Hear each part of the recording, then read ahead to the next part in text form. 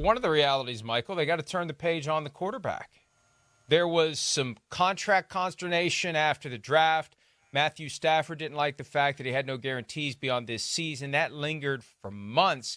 And eventually, the new contract he got didn't give him all that much security beyond this season because he didn't have much leverage. What's he going to do, retire?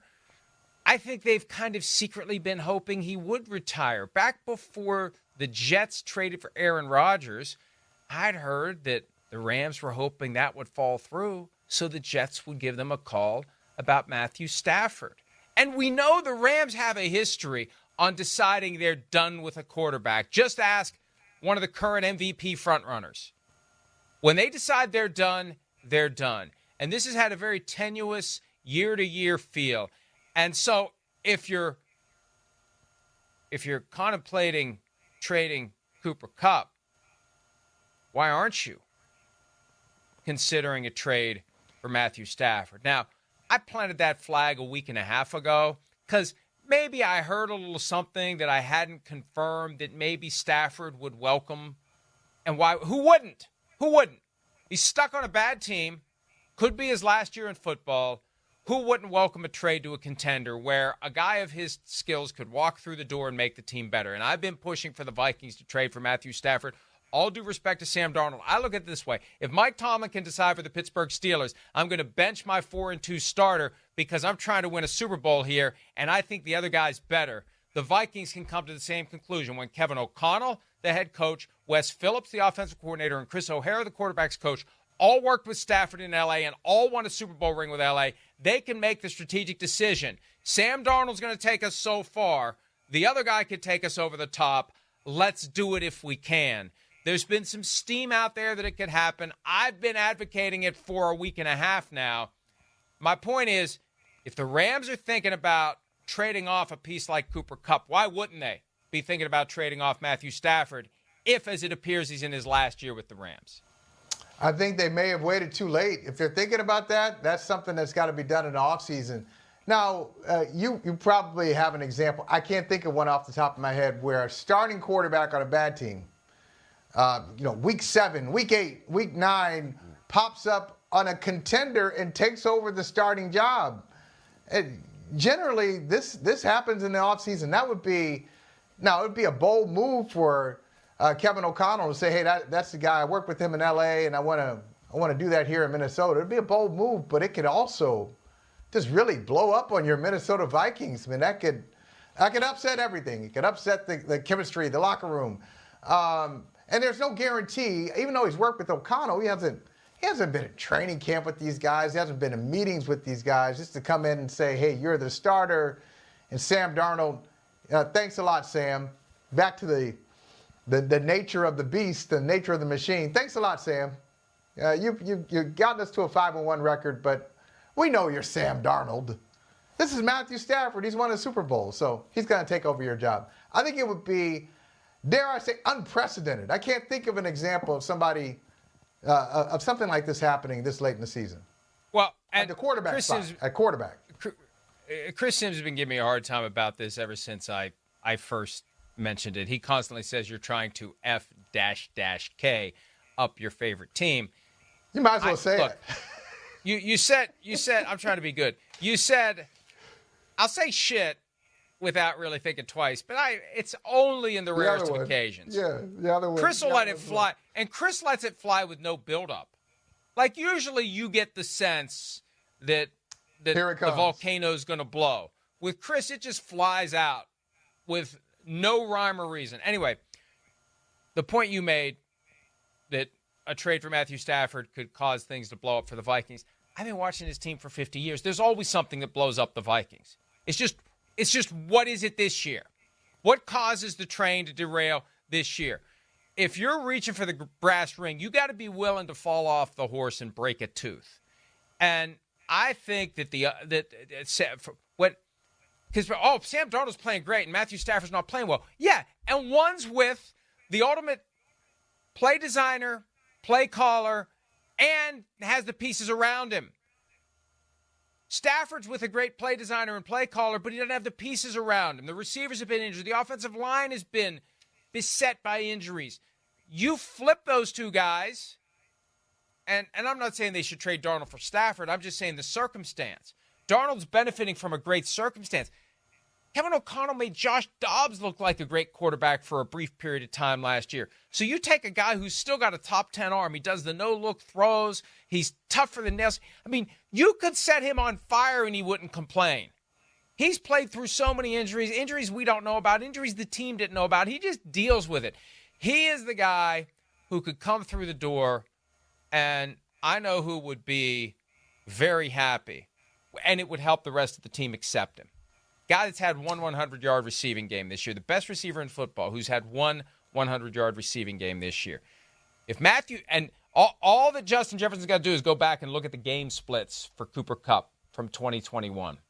Justin Jefferson will be at the front of the line pushing the red carpet out for Matthew Stafford. And that goes a long way toward getting the rest of the team to accept it. And again, it's up to the coach to get Sam Darnold to accept it. Because you know what, Michael, and I'll shut up after this, he was going to get tapped on the shoulder for J.J. McCarthy anyway this year. Yeah, so that's right. If I'm Sam Darnold, I'd rather get tapped on the shoulder for Matthew Stafford. Yeah, but the rookie is better. It's easier to deal with. He was going to be tapped on the shoulder, but then I'm sure they had this conversation with him. Hey, we're drafting. We're going to draft J.J. McCarthy.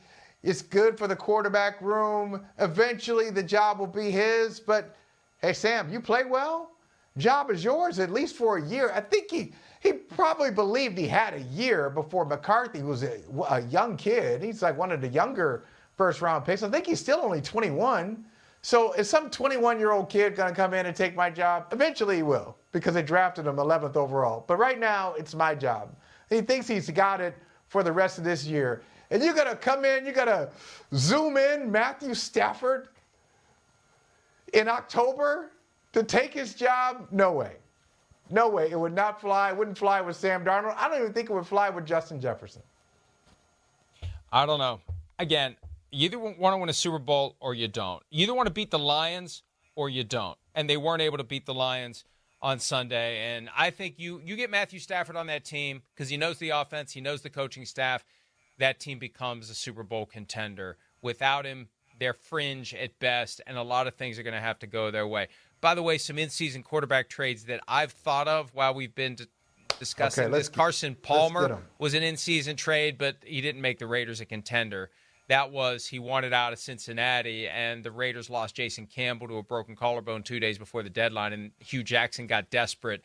Carson Palmer didn't make the Raiders into a great team. And then Jimmy Garoppolo, although that was an in-season trade, but the 49ers weren't good before Jimmy Garoppolo, and they weren't good after Jimmy Garoppolo. It was only after they had a chance to get Garoppolo into the mix. It's not like he turned around a bad season in San Francisco, but he did help them, although it's debatable how much of it was him, but he did help them, have some decent to great years. Yeah, so it hasn't happened. So it hasn't happened. It would be hey, let's blaze a trail, baby. Let's do it. That's the right. best things to do are the things that no one else has ever done before. So, and it's funny because people are already, just the fact that there's some reporting out there that maybe the Vikings and Rams are talking, and I haven't been able to confirm any of that, and I've heard some different things, but I don't know that they are. It won't surprise me if they are. Folks are like, oh, that dumbass manifested this. I didn't manifest it. I'm trying to, although I'd like to, I'm trying to read the tea leaves, or read between the tea leaves, as Chris Sims would say, and see what would make sense. And for plenty of reasons, Matthew Stafford of the Vikings makes sense. And I think Sam Darnold, if he was able to be objective about it and sit down and calmly and dispassionately review the facts, he would agree that it does make sense because Stafford is more accomplished. Stafford, even at 36, is an upgrade over Darnold. If you put him behind an offensive line that can block for him, you give him a running game, you give him great receivers from Jefferson to Jordan Addison, TJ Hawkinson could be back as soon as Thursday night. I think it's a no-brainer. And in this scenario, Sam Darnold leaves, right? Is he going back to L.A.? Hell no. What? Hell no. You keep him. You keep him. They got Jimmy Garoppolo and they got Stetson Bennett. They got to see what they have in Stetson Bennett. Who's cruel now? Who's cruel now? Is it the machine or is it Mike Florio? Not only do you come in and you have a guy take my job, I got to sit here and watch it. I can't even leave. You don't even give me the courtesy. You never know when we might need you. You never know when we might need you. Hey, 1998 Vikings. Brad Johnson breaks his ankle week 2 against the Rams. Randall Cunningham comes in and plays as well as he ever has in his career. It helps to have Randy Moss in his rookie season and Chris Carter, on the tail end of a Hall of Fame career. But when Brad Johnson got healthy, did he get his job back? No. We're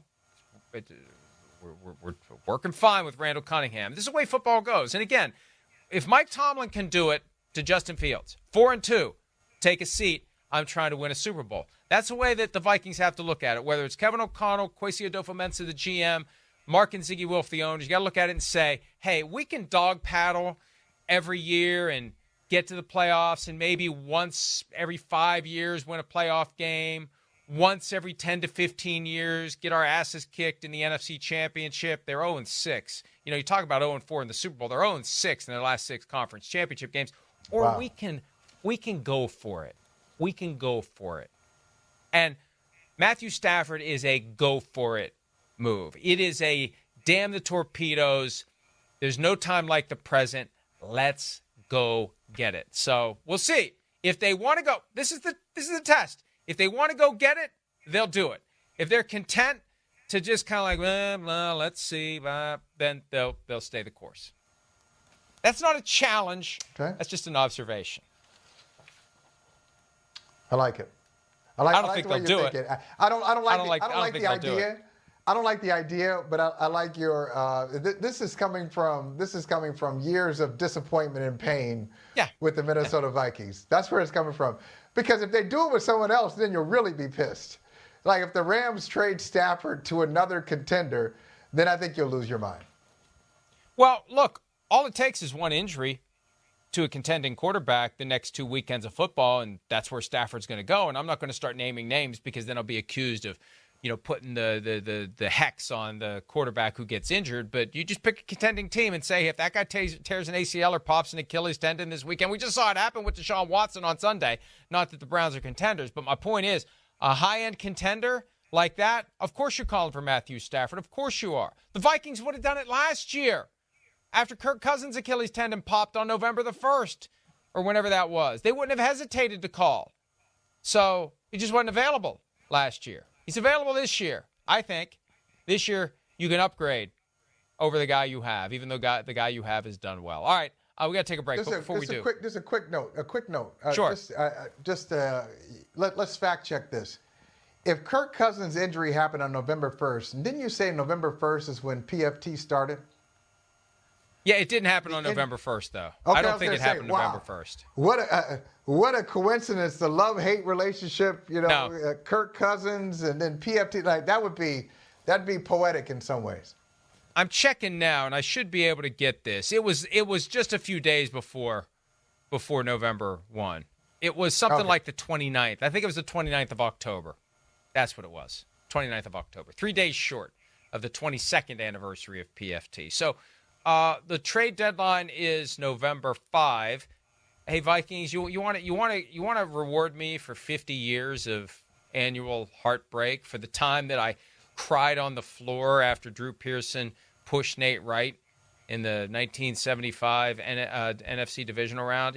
November 1. Do it on November 1. Trade for Matthew Stafford on November 1. My concern is that Stafford's going to play lights out on Thursday night. The Rams are going to beat the Vikings. They're going to get to 3-4, and they're going to say, hell, let's just ride this out, because at 3-4, they'd be right in the thick of things in the NFC West. All right, we got to take a break. Hi, it's Mike Florio. Thanks for watching PFT on YouTube. Hit subscribe for the latest news and analysis from Pro Football Talk.